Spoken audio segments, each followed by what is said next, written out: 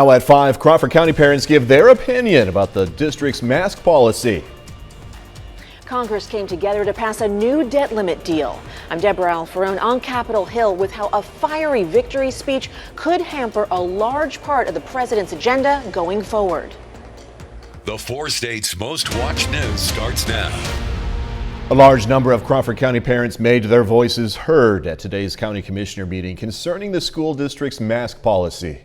This is KOAM News at 5. Last week, the USD 250 school board announced that masks in the classroom will be optional if Crawford County meets certain health requirements related to COVID-19. While some people at today's county commissioner meeting supported the new policy, many parents in attendance felt that student mask wearing should be 100% optional. Give parents the option. I don't care if you send your kid in a hazmat suit. You know, we just want the option, just like you have an option to get a shot, whether you believe in that or not. And let's just make it simple. I mean, we've been dealing with this long enough. We should know by now, and personal choice. Tonight at 6, we're going to hear from a Crawford County commissioner about today's feedback from parents. Investigators this morning continued the search for 2 girls who went missing from Welch, Oklahoma back in 1999. Authorities believe Ashley Freeman, Laura Bible were kidnapped and murdered, but their bodies have never been found. Today, investigators searched the property at 627 South Ottawa Street in Pitcher based on interviews with Ronnie Busick, who is in prison for his role in the case. We've already been out here for like the last 3 weeks getting it ready for us to come in there and do this today. It's one, you know, we're hopeful that we will find the girls today, but if not, we can mark it off that the girls are not here. So where do we go next? Investigators did not find anything today, but plan to keep looking as new leads come up. Meteorologist Doug Katie joins us now. Beautiful Friday, Doug. Yeah, it's actually turned out to be a pretty good day. A little bit on the windy side and, of course, almost hot across the region as temperatures have really warmed up throughout the daytime hours. But sunny skies, nothing is going on here. Nothing's going on across the entire Central Plains. So if you have outdoor evening plans, a lot of people go to haunted houses or high school football games this time of the year. It looks fine. It's just going to be warm and it's going to be a little bit on the breezy side. Look at our temps, upper 80s to near 90 degrees. Once you get into southeastern Kansas, northeastern parts of Oklahoma, and those winds have really picked up. We got those south winds sustained at about 15 to 20 miles per hour, and it's going to stay breezy over the next couple days. We'll drop back through the 80s, 70s, eventually near 70 later on tonight. We still got to watch for some thunderstorms by the second half of the weekend, so we're going to look at that here in just a bit. All right, Doug, thank you so much. The House is expected to come back to Washington on Tuesday to pass a bill raising the debt limit and avoiding a default. That's because the Senate got past partisan bickering last night and approved a short-term measure that raises the debt limit until early December. Reporter Deborah Alfarone has more details now from Capitol Hill. On this vote, the yeas are 50, the nays are 48. The Senate voted to temporarily raise the debt limit, avoiding a financial disaster. So people continue to get their Social Security checks, the military continues to get paid, and so much more. Republicans had been blocking the bill, but Minority Leader Mitch McConnell struck a deal with Democrats, allowing them to get the 60 votes needed to break the filibuster. I understand why Republican leadership blinked, but I wish they hadn't. I wish they hadn't, because I believe we were on the verge of victory. Instead, it was Democrats claiming victory in the standoff. Senate Republicans finally realized that their obstruction was not going to work. I very much thank my Democratic colleagues for showing our unity in solving this Republican-manufactured crisis. Majority Leader Schumer's victorious floor speech may have come at a price. It not only angered Republicans, but it also angered a Democratic senator who is key to passing the president's agenda.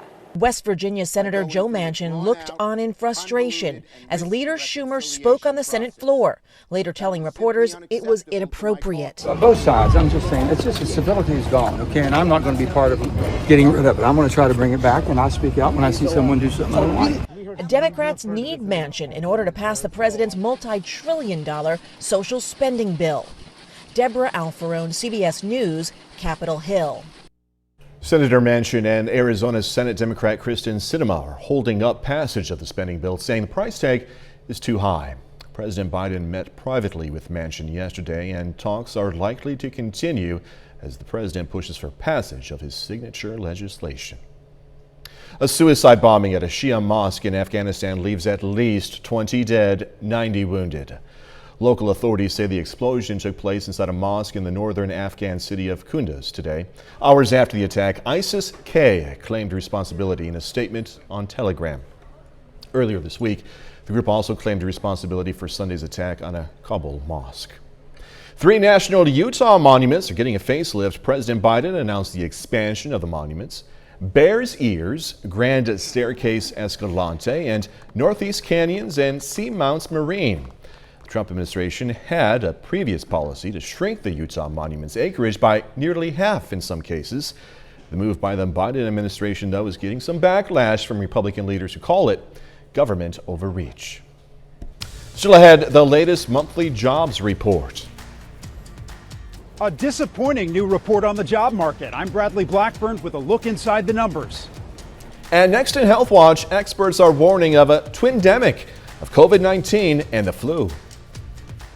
Topping today's Health Watch, routine vaccinations for diseases like measles and mumps dropped significantly because of COVID lockdowns. A study from Children's Hospital of Philadelphia found during the spring of 2020, more than 80% of adults and children missed their regular vaccinations, primarily due to vaccination sites being closed.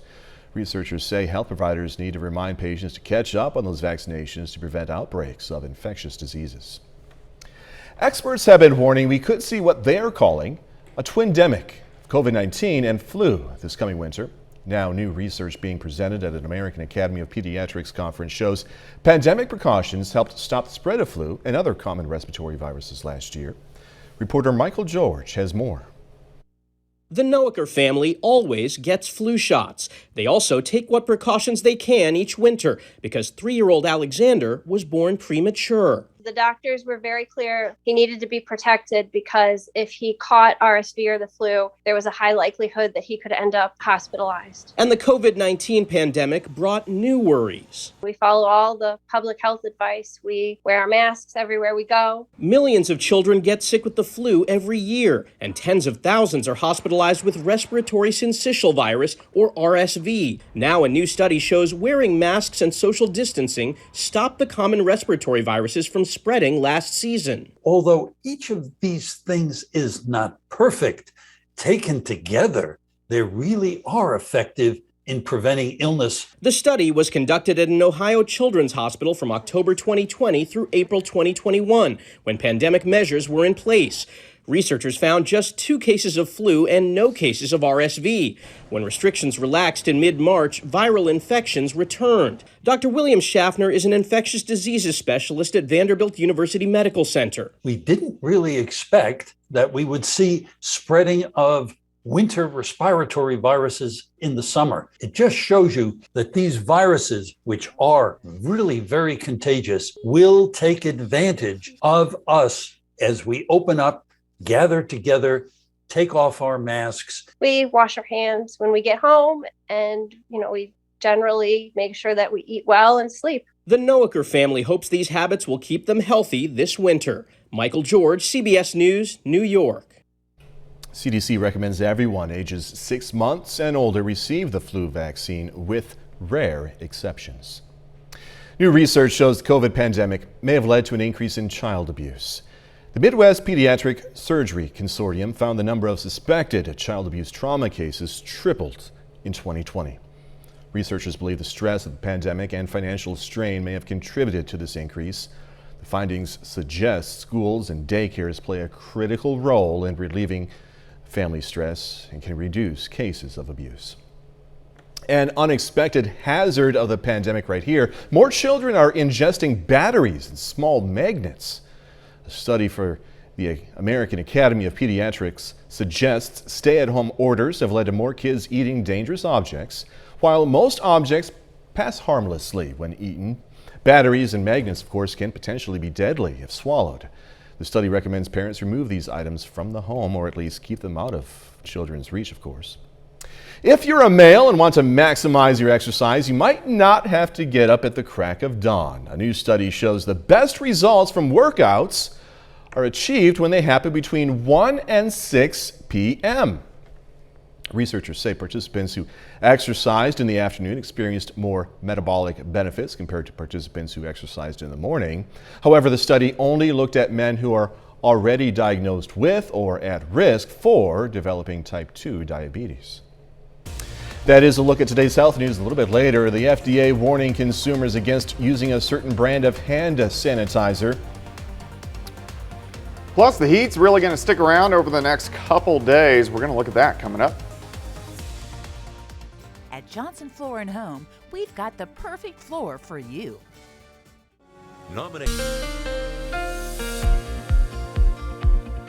Well, it turned out to be a nice day for us today, just a little bit on the warm side, especially for this time of the year. Average high is about 73, 74 degrees, and most of us were pushing 90 this afternoon. We're still in the mid to upper 80s in southwestern Missouri, Arkansas, upper 80s to near 90, Oklahoma, also on the Kansas side. So a very warm evening, but if you're going to get outside, do anything, haunted housing, or high school football games, it looks pretty good as we go through the evening hours. A little bit on the windy side, we have these south winds really kicking in at about 15 to 20 miles per hour. That's kind of been where they've been sustained, but we're getting gusts 25 upwards to 30 at times, and it's going to stay fairly windy tonight and then again really over the next couple days, but it looks good. 7th and range line. Currently outside 87, south winds at 10, humidity not bad at about 43%. Through the evening hours, we slide back through the 80s, 70s, and then eventually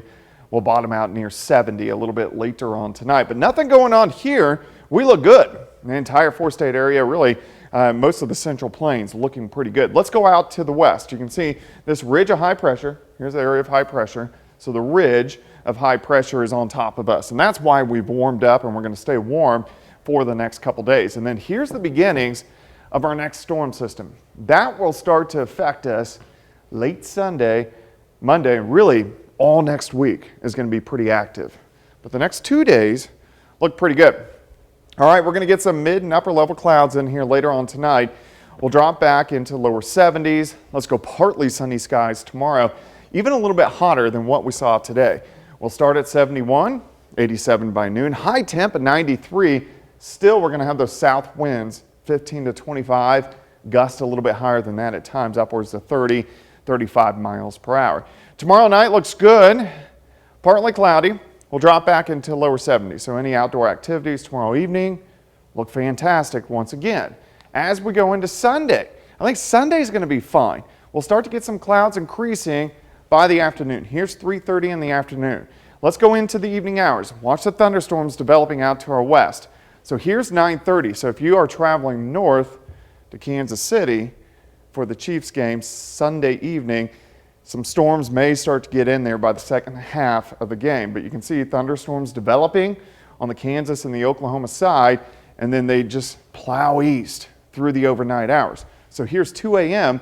on Monday. Some of these storms are going to be strong, if not severe. If we have any severe thunderstorms in our neck of the woods, the main threat is going to be gusty winds and also some large hail and very heavy amounts of rain, but we could actually use the rain. And then just periods, showers and thunderstorms. So here's 7:30 in the morning on Monday, and then finally this system will start to roll out of here by the time we head into Monday afternoon. 93 tomorrow, so it's going to be hot. 87 on Sunday, thunderstorms Sunday night. So I think Sunday's fine. Sunday night into Monday, and chances for thunderstorms continue Tuesday, Wednesday, and Thursday of next week. So a hot but a clear weekend. So it'll be good. Yeah. I mean, the weekend looks good, just thunderstorms Sunday night. All right, Doug. Thank you.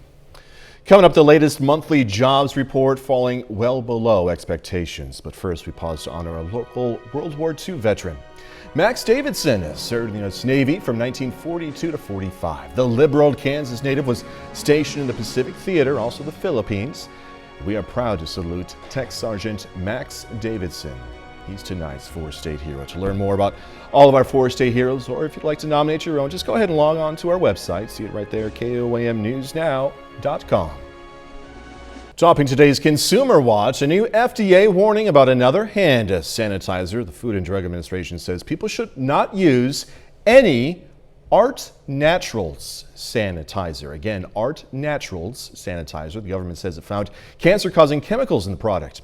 The products were sold at Walmart and other retailers. The FDA says consumers should just throw them out.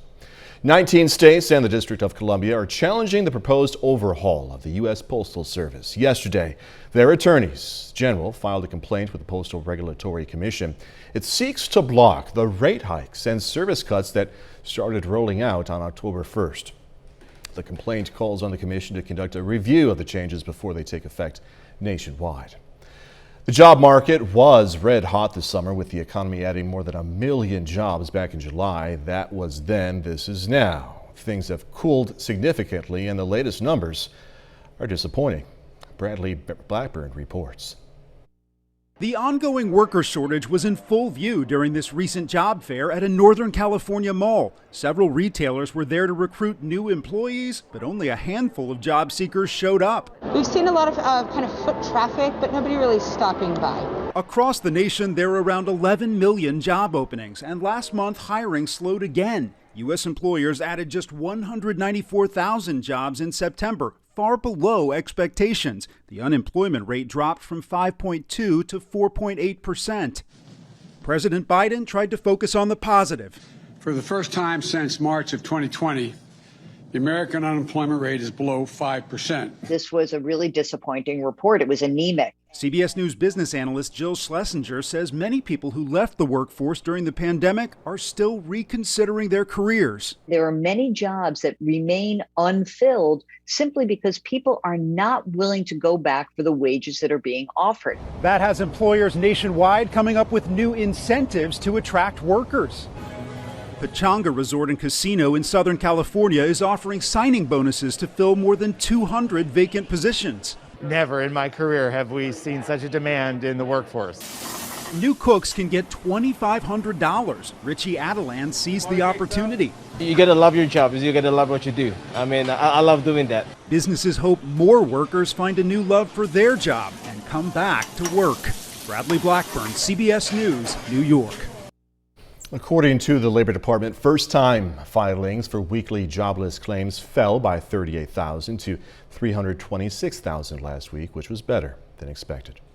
Kroger is going on a hiring spree to prepare for the holidays. The supermarket chain says it wants to fill 20,000 positions across the country. The company says it is hosting a hybrid hiring event on October 13th to try and fill a variety of open spots, including retail, e-commerce, and corporate jobs. United Airlines is making a bet on a boom in flying over the holidays. The air carrier says it's going to fly 3,500 domestic flights daily in December. That's the most since the pandemic began and is quickly approaching pre-pandemic levels. United says expanding its schedule amid a double-digit increase in searches on its app and website. Final check of the forecast next.